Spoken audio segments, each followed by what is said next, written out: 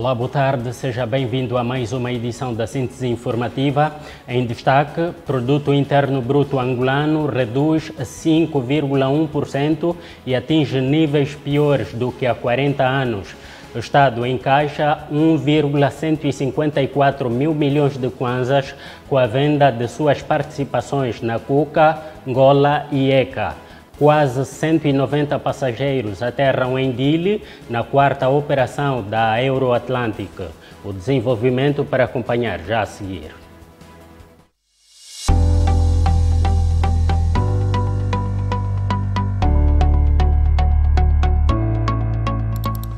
Ao vivo em 3, 2, 1.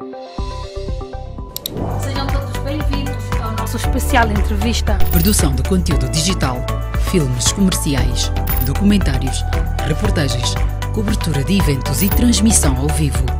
Temos estúdio e equipamento moderno. Planalto Digital Studio.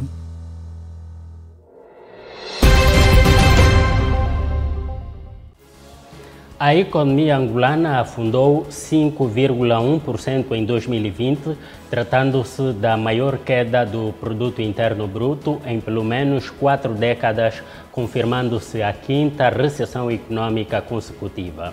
Os dados foram avançados pelo ministro da Economia, Sérgio Santos, na semana passada, ao confirmar uma quebra de 8,3% no setor petrolífero e de 3,6% no setor não petrolífero, quedas mais severas que as previstas na revisão ao Orçamento Geral do Estado 2020. O governante tornou público esses dados depois da segunda reunião ordinária da Comissão Econômica do Conselho de Ministros, que serviu para aprovar o relatório de balanço anual do Plano de Desenvolvimento Nacional 2018-2022. O Produto Interno Bruto reduziu em 5,1%, o setor petrolífero 8,3% e o não petrolífero 3,6%.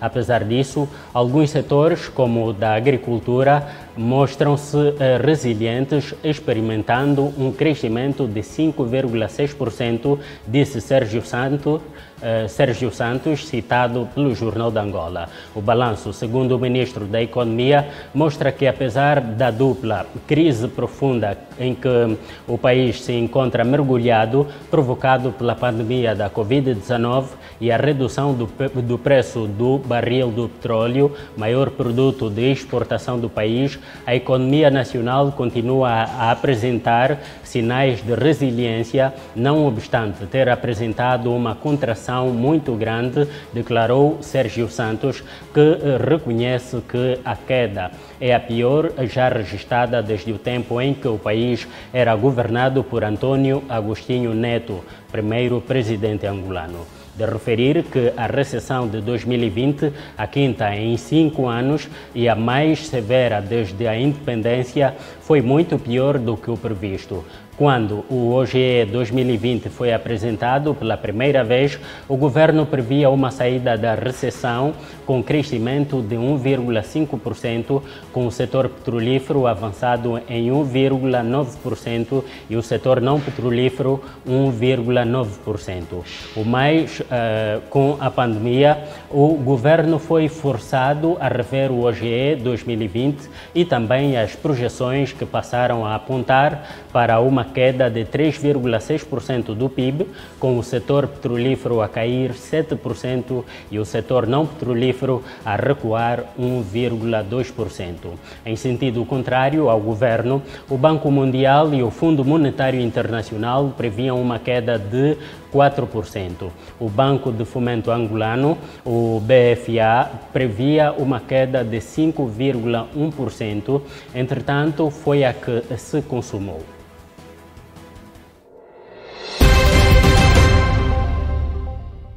O governo angolano arrecadou 489 milhões de kwanzas com a alienação de sua participação de 1% na cerveja Coca, na cervejeira Coca, assim que está certo, a maior do país. Segundo dados do Instituto de Gestão de Ativos e Participações do Estado, publicados pelo jornal Mercado, a Coca no total vale pouco menos de 800 milhões de dólares.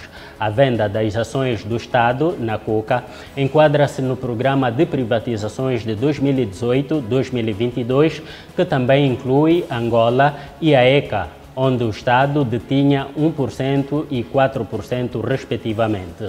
A participação de 1% na Angola foi vendida por 297,8 milhões de kwanzas, o que coloca o valor da empresa em 29,8 milhões de kwanzas. E como os 4% da ECA foram vendidos por 367,2 milhões de kwanzas, a empresa vale 9,2 mil milhões. Feitas as contas, as três cervejeiras juntas foram avaliadas em 1,154 milhões de kwanzas, permitindo ao Estado encaixar cerca de 1,9 milhões de kwanzas. De referir que a cervejeira Coca, líder do mercado angolano, foi criada em 1947 como filial da Central das Cervejas Portuguesa.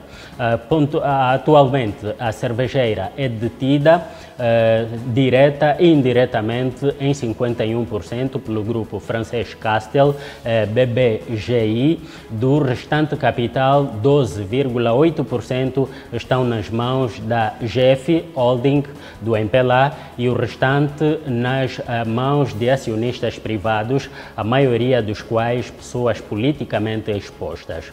Fundado em 1949 por Pierre Castel, o francês Castel BGI tem uma forte implantação em África.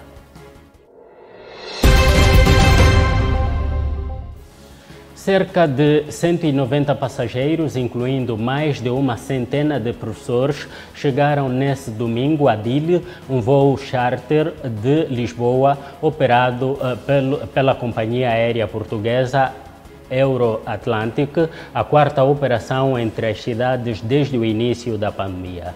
Mário Alvim, que pilotou o avião entre a sua única escala na viagem Dubai-Dili, disse à Lusa que além dos 188 passageiros e 16 tripulantes, o avião transportou cerca de 3 mil quilos de carga, incluindo medicamentos, livros e roupa. O Boeing 767-300, que partiu de Lisboa ao início da madrugada de domingo, hora local, aterrou em Dili cerca de 6h30 de segunda-feira, hora local. A carga a bordo incluiu medicamentos fornecidos pelo grupo português Farmgest, que tem um contrato com a SAMES, a farmácia central do governo timorense.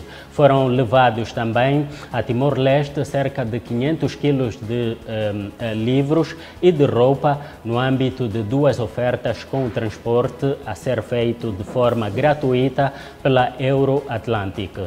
Os cerca de 900 livros de fichas de português foram oferecidos pela editora Arial e vão agora ser distribuídos por um dos seus autores, Ricardo Antunes, residente em Timor-Leste, por vários projetos de reforço da língua portuguesa, incluindo a Fundação Kazad Hip, assim que está certo, a BUT, o projeto por Timor, um gesto, uma dádiva e várias escolas públicas timorenses. Além disso, e também com o apoio de transporte da Euroatlantic, chegaram a Dili mais de 1.600 peças de roupa para crianças costuradas por voluntárias em Portugal e oferecidas pelo projeto Dress Girl Portugal.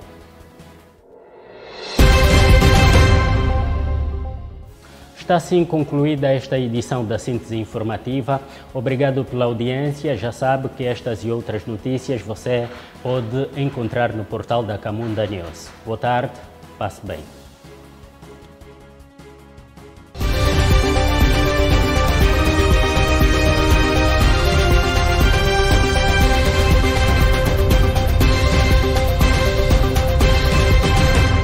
Camunda News, informação atualizada e cidadania.